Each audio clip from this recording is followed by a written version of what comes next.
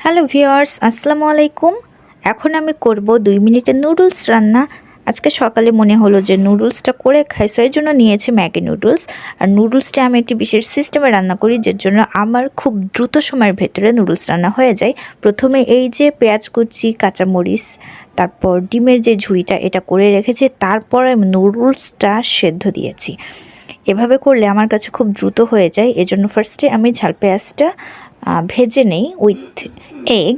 তারপর এর ভেতর নুডলসটা দিয়ে দেই আর কিছু সময় এরকম নাড়াচাড়া করি।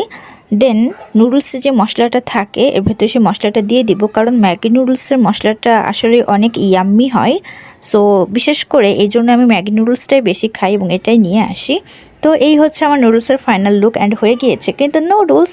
তো একদমই সময় লাগে না নুডলস করতে, আপনারাও ট্রাই করতে পারেন সেম সিস্টেমে, ঠিক আমি যেভাবে করেছি। সো আজকের ভিডিওটি এই পর্যন্ত। Tata, take care.